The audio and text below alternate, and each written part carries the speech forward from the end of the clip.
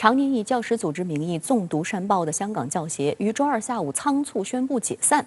劣迹斑斑的教协宣布解散，香港教育总算可以放下沉重包袱，迎来重回正轨的历史契机。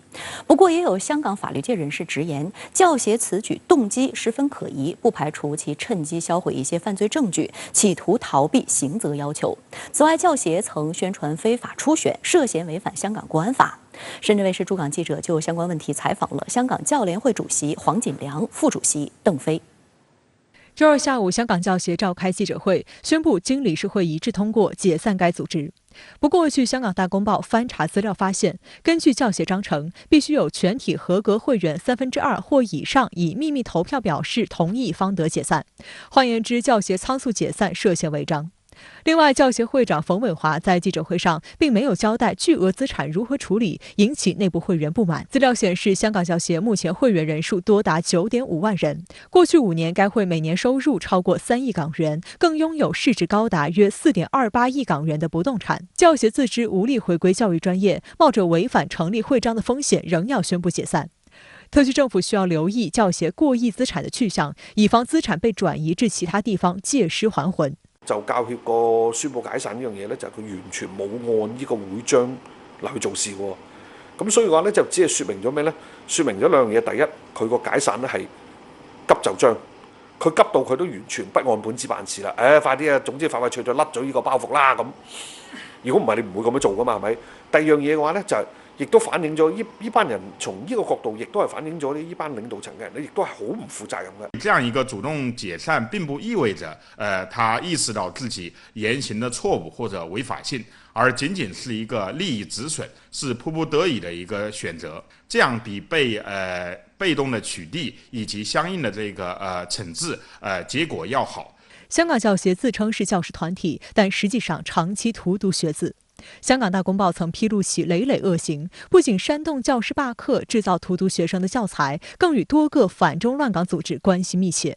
香港國安法實施後，教協依舊公然縱容亂港活動，2度借場地宣傳非法初選等，每項都涉嫌危害國家安全。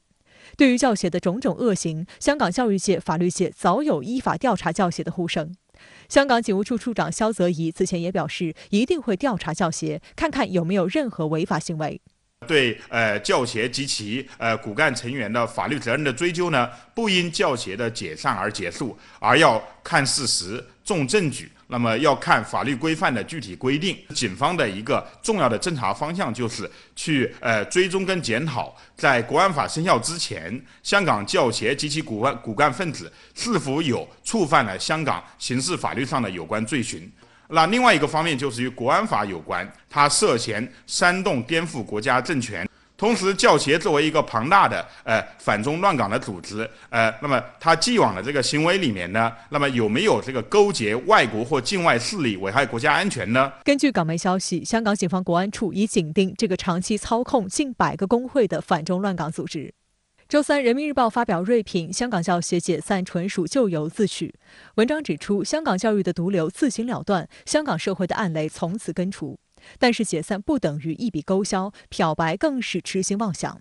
事實證明，誰與香港明天的繁榮作對，誰就會遭到迎頭痛擊；誰與香港市民的福祉為敵，誰就會受到各界唾棄。在香港國安法的護航下，相信更多領域將實現正本清源，反中亂港的殘餘勢力無立足之地。其實咧，好多有識之士都觀察到教協有一個特點就係咩呢？佢退出呢樣嘢、退出嗰樣嘢都好啦，其實係一種消極嘅做法嚟嘅。佢從來冇講過佢支持推動國家安全教育，佢從來冇講過話我擁護一國兩制就要擁護中華人民共和國，佢冇講過呢樣嘢嘅，佢冇講過任何正面嘅信息嘅喎。咁所以喺咁嘅情況之下咧，所以亦都解釋咗點解社會上面對佢嘅批評個聲音個聲浪係一路加大嘅。教育局會繼續與名副其實的教育專業團體通力合作，並將與前線校長和教師保持溝通，提供支援。事實上，教育局亦都早前亦都有提到啦，教師有任何嘅問題嘅話呢，可以直接去向教育局去反映，教育局係一定會跟進嘅。而同時，教聯會啦喺嚟緊呢段時間啦，我哋都係開始籌劃緊呢，係將會推出一個新嘅一個工會啊，因為教聯會本身係一個教育團體嚟嘅。咁我哋希望能夠更加確保到教師嘅嗰個權益層面嘅嗰個即係保障呢，我哋希望係有一個更具法律地位有一個更具即係法律保障嘅一個工會啦，嚟到去保障教師。香港教聯會主席黃景良向深圳衛視記者表示，香港教育界應以教協為戒，拒絕讓政治進入校園，以保護學生利益為最大考慮。教聯將繼續做好專業服務，與其他有心專業的教育團體一同培養為國家、香港和社會未來做貢獻的人才。未來嚟緊係要應對好多有關國情教育、國安教育、國民教育，師資嘅培訓係必然係要即係做好嘅，令到我哋嘅同學能夠接受到一個係更加係正確嘅價值觀嘅教育，而係不會再受到任何嘅錯誤嘅引導，甚至偏頗教材所影響呢。呢個呢係學校同埋教育局啦，嚟緊呢亦都相信呢會有進一步嘅一啲嘅指引同埋安排啦，嚟到係俾教師嘅。相關話題來連線特約評論員陳斌。陳先生您好，香港教協昨天突然宣布解散，您是如何來看待這件事？梅西你好，香港教協全稱呢是香港教育專業人員協會，聽起來呢與教育有關。